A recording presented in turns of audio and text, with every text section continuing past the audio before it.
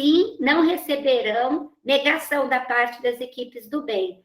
Mesmo diante de tudo isso, a proteção divina vai estar sempre presente, pronta para amparar eles. Eu me lembrei que já várias vezes, inúmeras vezes, inclusive, eu tenho vivências durante as horas do sono em que nós fazemos socorros muito acentuados em regiões semelhantes a essa, não idênticas, mas um pouco parecida. E eu lembro bem que muitas vezes nós precisamos usar uma roupa específica para poder chegar naquele ambiente, ir até aquele ambiente. Então, um ambiente bem, eu diria até insalubre, sabe? Um ambiente, assim, bem pesado mesmo. Um filme que retrata um pouco disso aí, aquele filme Amor Além da Vida, né? Quando o personagem vai até a zona dos umbral, digamos assim, essas zonas assim, onde eles estão andando e ele acaba que pisando na cabeça de alguns porque estão tudo amontoados assim, aquilo dali faz assim um pequeno retrato um pouco do que de uma ideia assim que a gente possa estar tendo mais concreta aí, digamos assim, de como que seria esses ambientes, né? Eu já li em livros também, que agora não me recordo qual, que fala que todos esses ambientes, nessas zonas aí, eles são necessários, eles não existem à toa. Nada é à toa, tudo tem uma finalidade, tudo tem um porquê. E que estes ambientes, eles são necessários e cada um vai estar naquele ambiente que condiz com a sua condição vibratória, com a sua condição espiritual. E esses ambientes, eles são necessários porque eles funcionam como uma espécie de... meu Deus, me fugiu agora a palavra. Expurgo, sabe? É como uma espécie de expurgo ali. Eles vão expurgando um pouco de tudo aquilo que eles estão carregando dentro deles, né? Nesses ambientes, esses ambientes, eles são propícios para isso. É como se eles necessitassem de fato, como se não, eles necessitam de fato estar nesses ambientes para ter um despertar, né? Como ela falou, que mesmo quando eles são retirados compulsoriamente, eles se revoltam contra, né? E acabam fugindo de onde eles estão e voltando para esses ambientes. E aí ela ainda segue dizendo: façam-se as obras da vida não como queremos, mas como o Senhor determine. Então, assim, às vezes nós queremos que as coisas aconteçam de uma forma, mas a necessidade nossa é outra. Necessitamos de algumas experiências para ter um despertar. E Deus, Jesus, ele conhece as nossas necessidades. Ele sabe o que é de melhor para nós, para o nosso despertar espiritual, para o nosso crescimento espiritual. Eu entendi dessa forma, mas se vocês tiverem compreendido de outra maneira, pode falar, Ju. Então, Acácia, uma coisa interessante que eu destaquei nessa parte do capítulo, né? Quando ele fala assim, a negação deles não é motivo qualquer para a negação de nossa parte. Desculpe, eu posso ter chegado um pouco atrasado, talvez você já tenha falado isso, mas muitas vezes nós temos isso na nossa casa espírita, né? Nas nossas tarefas. As pessoas procuram a casa para que a gente auxilie um parente, para que a gente auxilie um amigo, né? E muitas vezes nós temos bastante dificuldade, não vou dizer, não vou mentir, né? Nós temos bastante dificuldade como médiums de penetrar nesses casos, de conseguir auxiliar. Eu lembro mais recentemente, né, de alguns assistidos que a gente ficou 3 meses com a Câmara toda semana atuando, né, dedicando mesmo, tentando ir, mas a gente chegava até um certo ponto. E aí a gente chegava só até um Exato. certo ponto. E aí, a gente conversando com o pessoal do atendimento fraterno, que conversava com esse assistido, o pessoal falou, olha, ele não está aberto, ele quer ajuda, mas ele não quer a transformação. Né? Ele está ali suplicando, igual estes nos vales, Uhum, mas ele não quer se transformar, ele não quer mudar. E então eu vejo muito disso. Né? Eu acho que nós, como casa espírita, como qualquer pessoa que vai auxiliar, né, precisa sim se dedicar. Mas a gente tem até um limite de atuação. Né? exatamente, E Ju. muitas vezes esses casos, né, tipo este caso, ele estava ocupando um tempo na corrente e nós tínhamos fila de espera tantos outros que buscavam, e aí a gente tem que ponderar muitas vezes. Né? É claro que quem somos nós para julgar, mas o que ela está falando aqui é que, mesmo que essas pessoas se neguem, ajudem. Né? Mas ajudem até onde você consegue. Né? Como a gente vai ver mais à frente no capítulo, ela vai falar isso, vai falar até Uhum. que eles não são anjos, né? Eles não são seres angelicais que têm poderes ilimitados, eles têm um poder limitado para sua atuação, né? É isso mesmo, Ju. É isso mesmo. Eu falei mesmo que às vezes eles são socorridos e até fogem do ambiente para onde vão, né? E como encarnados, nós também vivenciamos isso, né, que o Ju falou. Muitas vezes as pessoas chegam nos procurando, batendo as nossas portas, pedindo ajuda, mas eles querem que nós resolvamos os problemas deles. Eles não buscam a transformação, né? Às vezes eles procuram querendo a cura do problema, mas não a cura da alma. Porque essa exige muito de cada um, né? Então, é mais difícil de se encontrar. Estamos na busca ainda dessa cura. Bom, em seguida, 10 cooperadores acendem focos de intensa luz, né? Para que eles pudessem ver aquela região ali. E uma vasta legião de sofredores cobriu o fundo e um pouco abaixo dos nossos pés, André Luiz narra, né? A rampa que nos separava não era íngreme, diz o André, mas compacto e enorme o lamaçal. Uns pediam socorro, outros blasfemavam contra o grupo de Zenóbia. E aí Zenóbia ainda diz: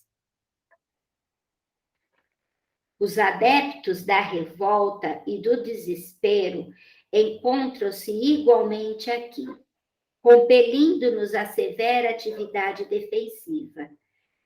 São pobres desequilibrados que tentam induzir todas as situações à desarmonia em que vivem. Veja só, né? Ninguém estava ali por acaso, né? Todos que estavam ali, eles estavam eles tinham tido uma vida desequilibrada, eles induziram todas aquelas situações de desarmonia em que estavam vivendo. Aquilo ali é o resultado de uma construção deles, do comportamento deles, enquanto encarnados, né? E simplesmente foram atraídos, como no Evangelho diz: a casa do meu pai tem várias moradas. Essa frase de Jesus, ela tem várias interpretações. Inclusive, uma delas é a respeito dos vários lugares que existem na espiritualidade após a morte do corpo físico. Esses ambientes que somos naturalmente atraídos por esses ambientes através do padrão vibratório que a gente está. Então, ela diz que são adeptos da revolta e do desespero. Pode falar.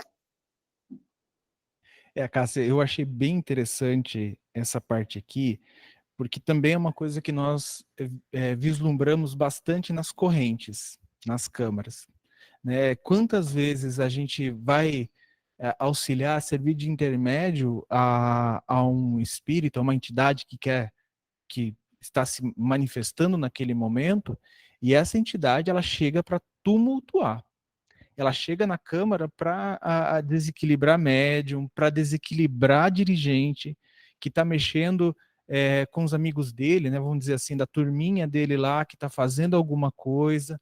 Então, esse tipo de atitude que o André descreve aqui, né, e que a Zenóbia, ela muito brilhantemente, ela conforta a todos, é comum. É uma tática, né, que é até mesmo muito usada em discussões, né? Se você está perdendo alguma discussão com argumento, o que você faz pela lógica, né? Mas não é pela moral, mas pela lógica. Você faz algazarra, você ofende, você quer que irritar a outra pessoa, né? Isso é uma tática que muitos utilizam, né? Inclusive nós, né? Ou melhor, em especial a gente que conhece, né?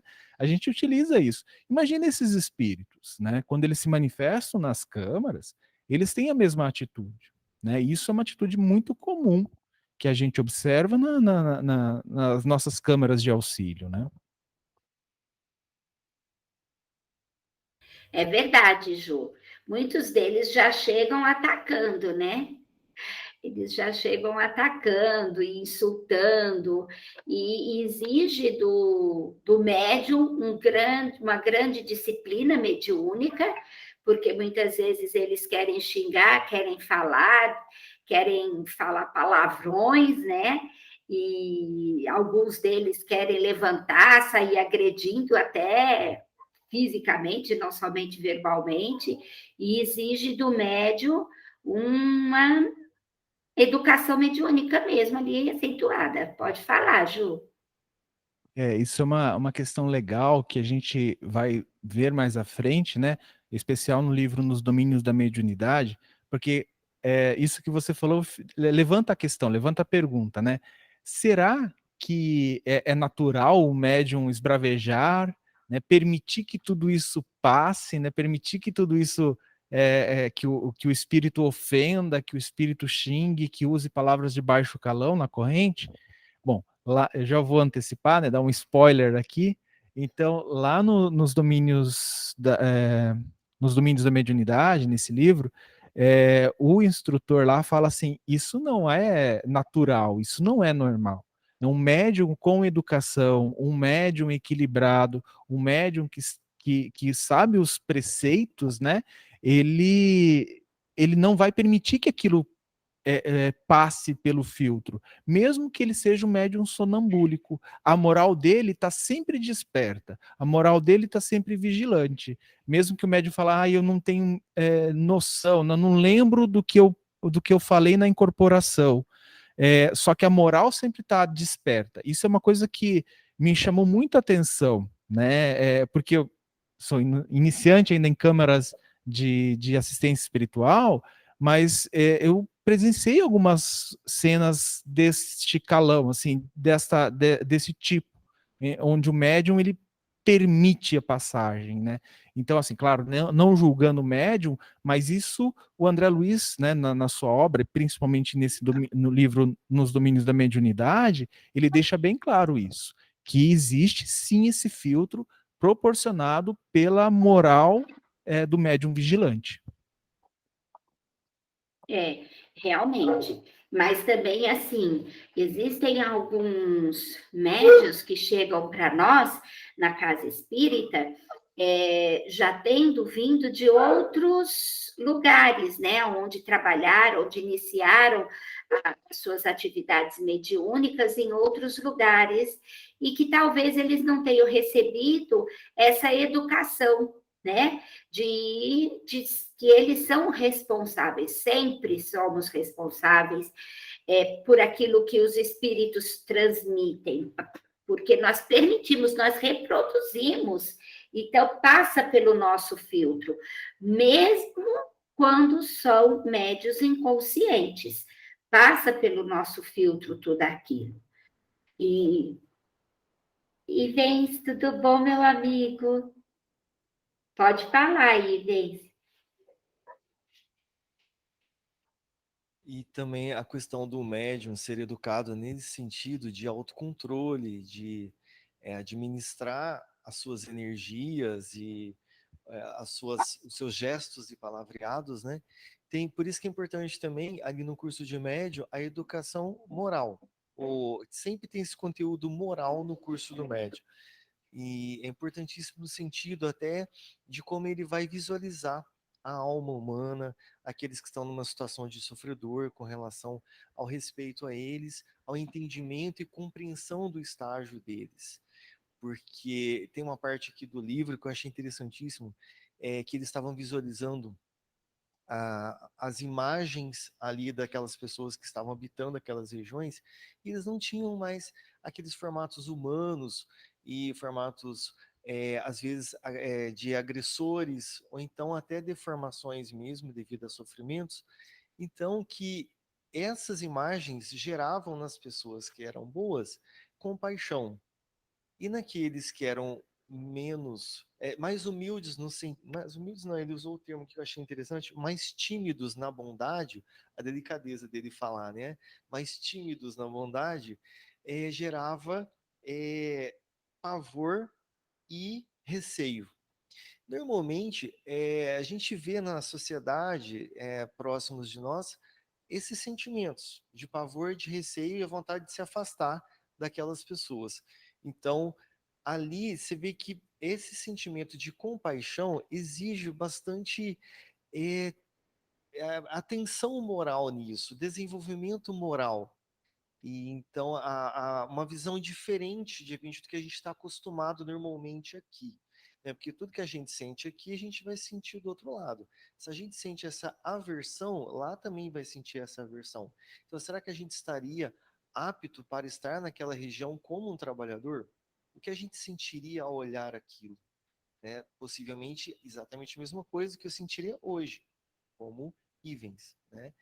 E então a gente se atentar a isso e começar a observar que a gente pode sair desse ciclo natural que a gente foi educado, cultural também, de ter esses sentimentos pelos outros, de aversão, de revolta, de julgamento, de raiva, de condenação, porque ali é impossível ficar sentindo tudo isso como um trabalhador, uma pessoa que está para resgatar.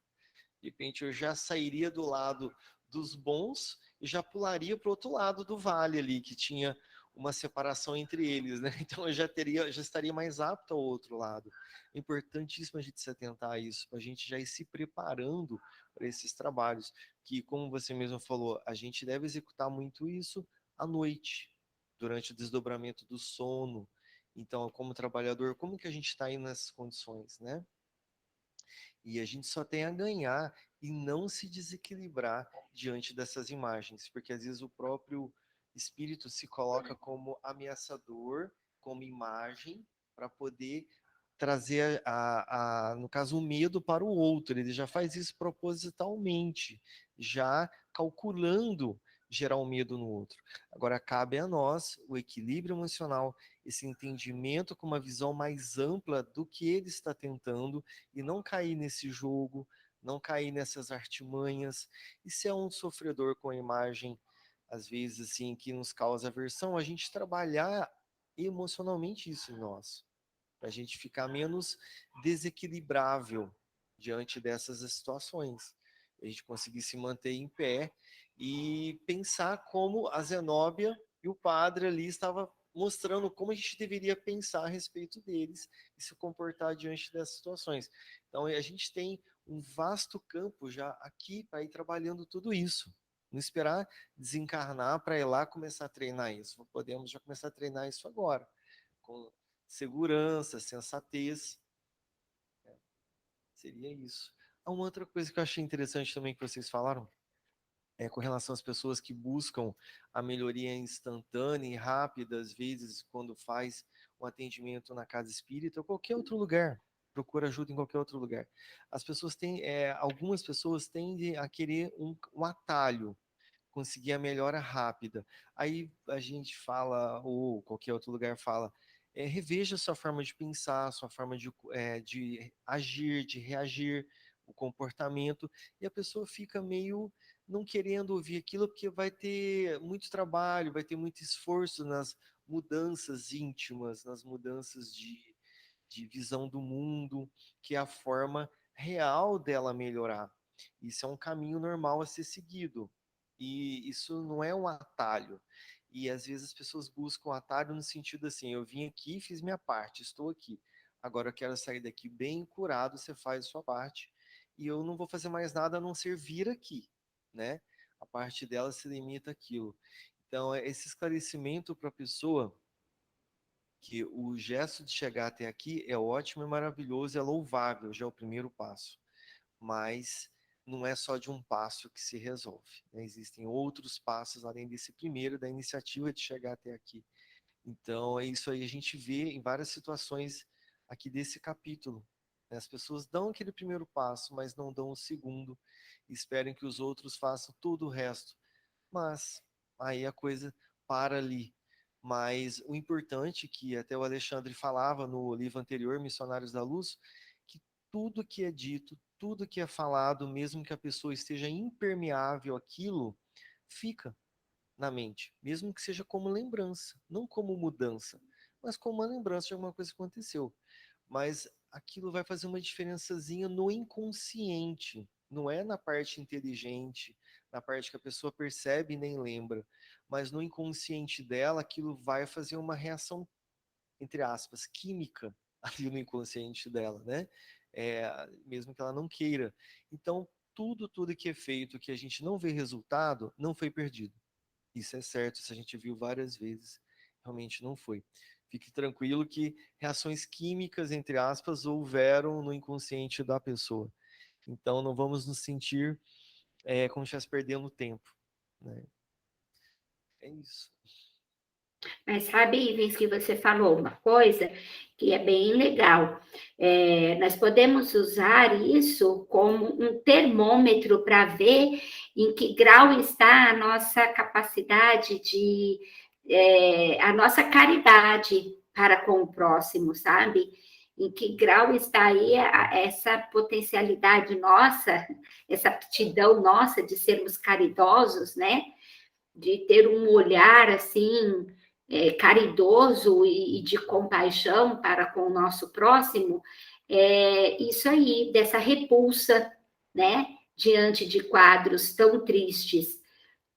Me fez me lembrar, no primeiro capítulo, quando aquele espírito vem fazer a palestra, né, lá naquele salão gigantesco para todos eles, e que ele conta, ele narra, né, que ele vivia em esferas, né, mais, assim, mais esclarecidas, né, então ele se sentia até aliviado quando ele via esses quadros à distância, né, ele se sentia até aliviado de não precisar conviver com aquilo.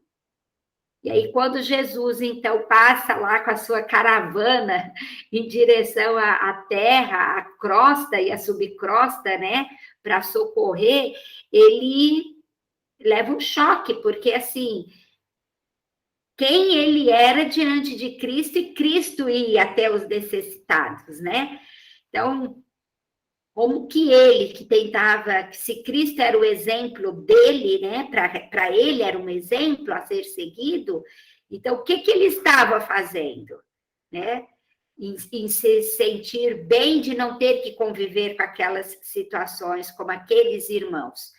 Então foi onde deu aquele despertar nele, né, ele despertou para aquilo que Jesus fala, né? Enquanto houver um ranger de dentes, né?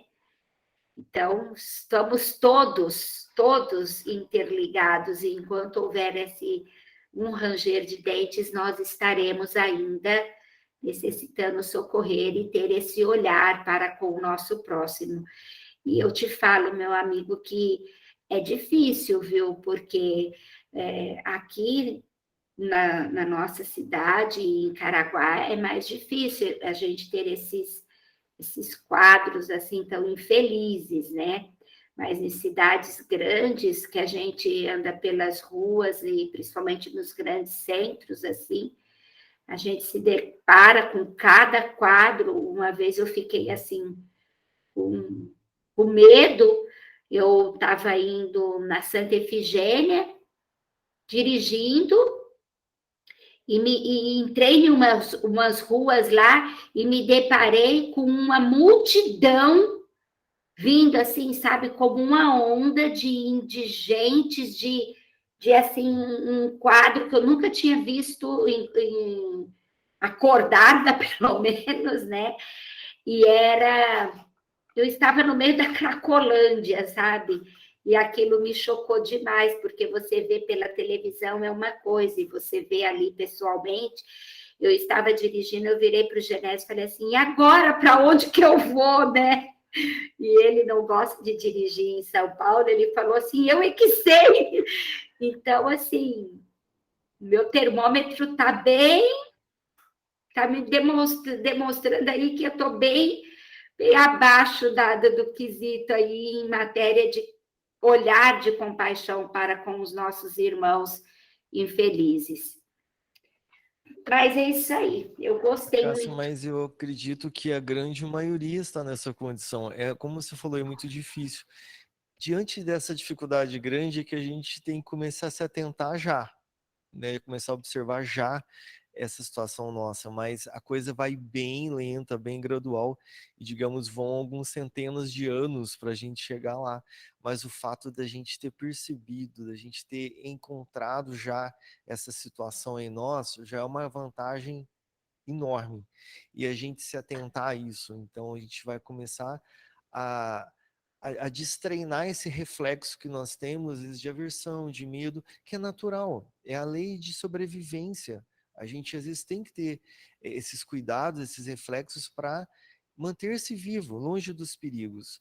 Mas aí entra o bom senso do que é manter-se seguro, que é importante, isso a gente não pode perder, a nossa segurança, e, ao mesmo tempo, manter a bondade, ou, como falar, aquela timidez da bondade e melhorando, e estar diante de uma análise do que é realmente estar se mantendo seguro, do que é ainda reflexos de egoísmo, né? Ou de uma visão distorcida da realidade, que a gente aprendeu isso, que tivemos esse exemplo e que ensinamos isso, mas é errado.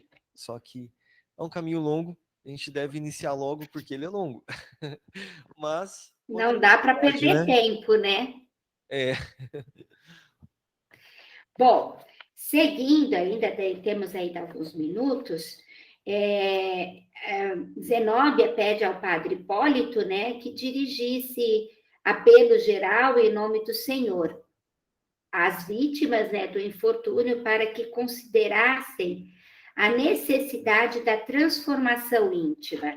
Então, assim, Zenóbia pede ao padre para que ele fizesse uma prece endereçada àqueles que ali viviam, para que, quem sabe, eles pudessem despertar para a necessidade da transformação, né? Que sem essa transformação ali, sem eles terem esse despertar, não teria muito que eles pudessem fazer por eles ali. E aí o padre, então, ele abre o Evangelho, né? Ele abre lá e lê uma passagem do livro de Lucas, né? Do capítulo 26, que diz a parábola do rico e do Lázaro. Todos conhecem essa parábola? Camila, conhece? Não, Camila? Então, eu vou ler, tá? Eu vou ler, ela é curtinha. Havia um homem rico que se vestia de púrpura e de linho finíssimo, e que todos os dias se regalava esplendidamente. Quer dizer, que ele, assim, a alimentação dele era sempre assim, um banquete, né? Havia também certo mendigo chamado Lázaro, coberto de chagas, que estava deitado no seu portão, desejoso de fartar-se com as migalhas que caíam da mesa do rico, mas ninguém lhe as dava, e os cães vinham lamber-lhe as úlceras. Morreu o mendigo e foi levado pelos anjos para o seio de Abraão. Morreu também o rico e foi sepultado. No Hades, estando em tormentos, levantou os olhos e viu ao longe Abraão e a Lázaro no seu seio. E clamou: Pai Abraão, tem compaixão de mim e manda a Lázaro que molhe a ponta do seu dedo e me refresque a língua, porque estou atormentado nesta chama. Mas Abraão respondeu: Filho, lembra-te de que recebestes os teus bens na tua vida, e Lázaro, do mesmo modo, os males. Agora, porém, ele está consolado, e tu em tormentos. Demais, entre nós e vós está firmado um grande abismo, de modo que os que querem passar daqui para vós não podem, nem os de lá passar para nós.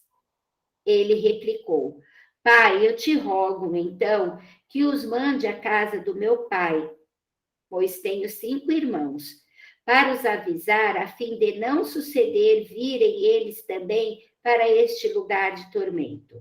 Mas Abraão disse: Eles têm Moisés e os profetas. Ouçam-nos. Respondeu ele: Não, pai Abraão, mas se alguém for ter com eles dentre os mortos, hão de se arrepender. Replicou-lhe Abraão: Não se ouvem a Moisés e aos profetas, tampouco se deixarão persuadir, ainda que ressuscite alguém dentre os mortos. Então, eu vou mostrar para vocês, é um livro que eu gosto muito, que eu tenho há muitos anos. Ele se chama Parábolas e Ensinos de Jesus, é de Caibar Schutter.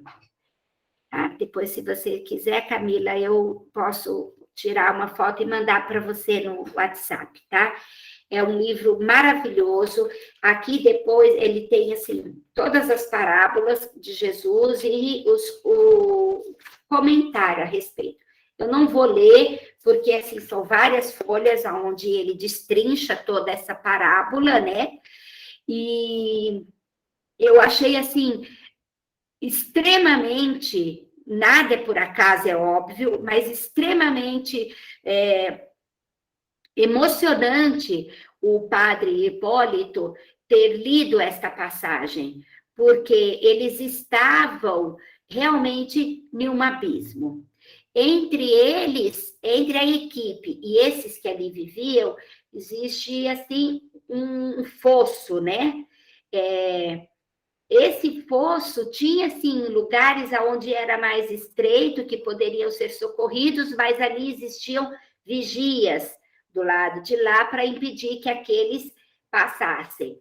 E na parábola, eu entendo que esse abismo que Abraão diz é o abismo moral, né? Que existia entre o rico e o Lázaro, né? É um abismo moral que precisava ser transponível ali, né? E não era, não dava. E esse abismo impedia que o rico fosse amparado por Lázaro e por Abraão. Então, a situação em que eles estavam vivendo naquele ambiente era essa. O padre Hipólito, ele leu para que eles pudessem despertar e compreender. Só que no momento que ele ia começar a fazer o comentário, eles começaram com ameaças e sarcasmos, né, contra o padre. Eu esqueci de trazer água. E eles começaram ali a atirar umas bolas de substância negra, né, em direção à equipe, e que essas bolas, elas iam assim de várias direções daquele ambiente ali. Aí Zenóbia pede para que se estendam as redes de defesa. Eu não vou destrinchar a parábola agora, porque mais na frente o padre Hipólito faz isso. E ele faz de uma forma tão brilhante que a minha vai ficar assim, extremamente infantil perto da dele. Então, mais na frente a gente volta à parábola, tá, Camila? E aí Zenóbia, então, pede para estender essas redes, né, de defesa, que elas pudessem isolar eles, né? E essas redes eram assim de uma elevada potência magnética. Quando nós fazemos o Evangelho em Nosso Lar todas as semanas, nós criamos em torno do nosso lar um campo protetor. Na casa espírita, nós temos uma cúpula protetora também e temos as telas de contenção magnética, que são de um material semelhante, acredito eu, a essas redes que Zenóbia pede para que envolvessem o grupo todo.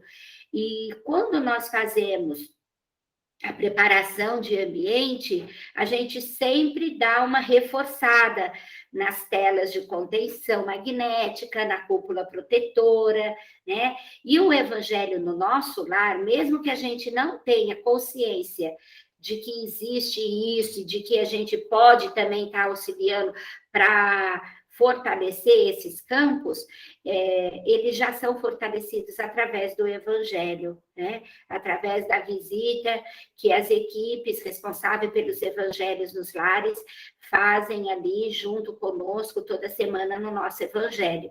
Então, eu me lembrei disso também, sabe? Que faz parte da nossa vida, do nosso cotidiano, se a gente tiver essa busca, né?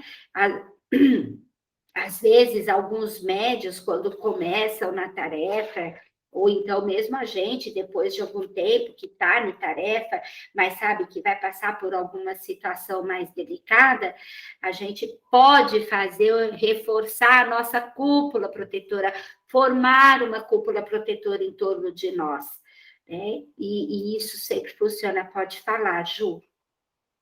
É interessante essa passagem aqui, em que a Zenóbia pede para que isso seja feito, né? Como você comentou, na casa espírita, na nossa casa, né? As nossas preces, elas mantêm, né, essa proteção.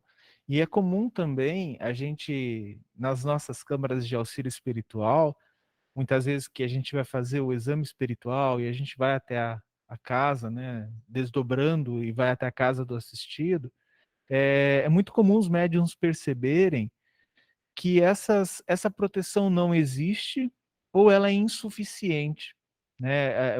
Eu já cheguei a ver várias vezes como se fosse uma parede cheia de buracos, que você via tudo lá dentro, né? Então, já demonstra, né, para a equipe que lá já não tem mais aquela convicção no evangelho, aquela dedicação às preces, dedicação a, a, a proteger o lar, né? Porque todos nós sabemos que somos vulneráveis, né? Através dos nossos sentimentos, das nossas vibrações, emoções. E a gente também acaba deixando, né, a somatória dessas vibrações dos indivíduos do lar, deixa o lar vulnerável também, né? A gente viu isso no Missionários da Luz, vai ver em outros livros que essas proteções, né, muitas vezes um indivíduo da casa fazendo o evangelho, se dedicando, ele consegue proteger o lar, mesmo que os outros, né, os outros indivíduos daquela casa não fazem, não conseguem, né, não proporcionam, não facilitam. Então, muitas vezes, quando os assistidos vêm até a nossa casa, né, e nas correntes, ele fala assim, olha, mas lá em casa sou só eu que faço o evangelho, né? Ninguém faz, eu chamo todo mundo, ninguém faz. E a orientação que eu vejo os dirigentes e muitas vezes até os próprios benfeitores da espiritualidade que estão ali, né, incorporados em algum médium, eles falam, faça você, né? Se recolha no seu quarto, num instante, e faça você o evangelho. proteja a tua casa, proteja a tua família. Isso eu acho muito interessante. A gente tem que ter essa noção para falar com os nossos assistidos, né, que procuram a casa, sobre a importância de proteger o lar, proteger a si mesmo e a nossa família, né? É verdade, Ju. Eu vou até narrar para vocês, é rapidinho, por causa da hora também, né? Temos 5 minutos só. Da última vez que eu fui agora no Sul, foi da penúltima vez que eu fui no Sul, em agosto, quando eu fui, o meu neto do meio, filho da Juju, estava me contando que, vovó, eu não estava dormindo, eu estava acordado, eu estava fazendo minhas orações para dormir, e eu escutei um menino chamando, e aí eu levantei, eu vi que meu irmão estava acordado, e eu fui no quarto do Igor, que é o irmão mais velho, né? E aí, vovó, eu falei, Igor, você tá ouvindo? Tem um menino chamando. Aí o Igor não ouvia, só eu ouvia. E o menino estava do lado de fora do portão, chamando. Falei, você olhou pela janela, você viu ele lá? Não, vovó, mas ele era mais ou menos deste tamanho, me apontou o tamanho, ele tinha os cabelinhos enrolados, ele estava vestido assim, assim, ele estava assim, assim, assim, e ele falava isso, só que ele não conseguia entrar aqui. Aí eu falei assim, então, quando isso aconteceu, você teve medo? Não, eu não tive medo. Então, quando isso acontecer, você reza e pede para o anjo da guarda daquele menino, daquele que está ali, né, para socorrer ele. E aí, se você sentir medo, você vai, acorda a mamãe e conversa com a mamãe, tá bom? Tá bom. Então, assim, esse espírito que estava ali, ele não conseguia entrar no campo energético da casa, né, do lar. Por quê? É um lar que é feito evangelho toda semana, é um lar de pessoas que estão na luta, né, na luta para se conhecer, na luta para procurar viver o evangelho de Jesus. Então, é um lar que existe essa proteção, que existe esse campo, né? E mesmo que um sozinho faça, é importante que faça. É isso. Dá tempo ainda, Ju? 8h27, já acho que não, né? Então, acredito, acho que é o Douglas que vai vir depois de mim, Douglas? O Ivens? Então, não, Ivens, eu acho que ainda vai mais 2 semanas, tá? Porque 1 hora passa muito rápido. E nós nem estamos ainda na parábola ainda. Nós vamos ver a semana que vem. Eu acho muito difícil de conseguir fazer tudo a semana que vem, tá bom? Meus queridos, beijo. E quem quiser, por favor, faça uma prece. Boa tarefa para vocês.